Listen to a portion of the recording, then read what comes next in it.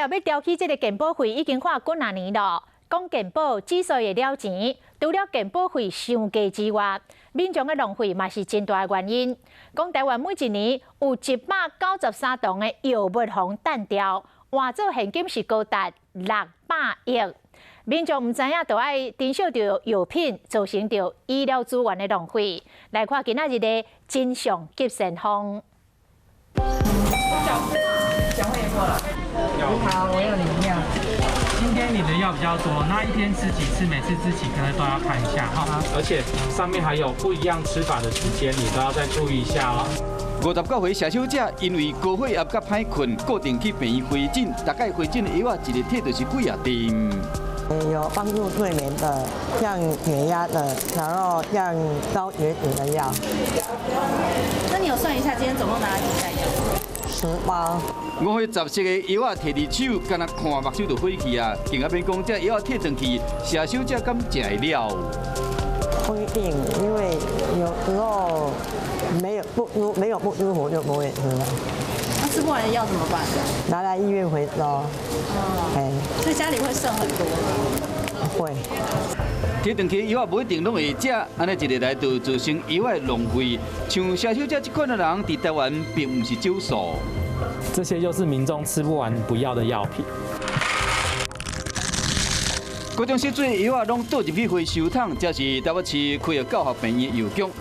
一边有药师咧替民众包药啊、分药啊，有够无用；另外一边药师却无用替民众回收药品，两边画面对比起来有够讽刺。不过这已经是台湾医药乱象的常态，每到年底，更加是等药的高峰期。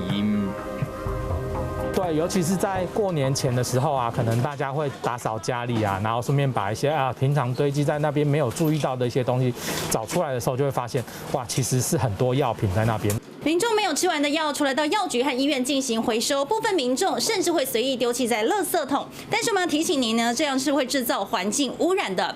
至于台湾为什么这么严重的药物浪费呢？除了民众不想吃，吃不完，再来就是因为担心副作用，自行减少药量。你试想，如果你今天去一家吃到饱的餐厅，无论你夹多少菜，你拿了不吃也没关系，结账就是收你200块。那很多民众一定会浪费，夹一大堆放在桌子上。那这个呢，吃到饱餐厅的，就是我们现在的台湾医疗制度。刑法党政科医师苏一芳捌伫面册顶面写讲，有民众将专治肝癌的药物，甲换心脏抗白体的药物，甲单调一个单就是几啊十万。依照中央健保署的统计，健保平均一年开2000亿的药费上，健保当年差不多有193栋的药物被单调。所以讲，医师更加讲，这药物浪费金额加起来一年有500-600亿，健保的财务黑洞都是伫这。什么药价黑洞啊，这都是假议题骗人的。真正的真议题是药物浪费黑洞，就是我们有大部分的这2000亿的药物里面，可能有3到4成都被浪费掉了。那健保的黑洞永远堵也堵不完，就算你涨盖多个保费，也一样没有办法把这个黑洞堵完。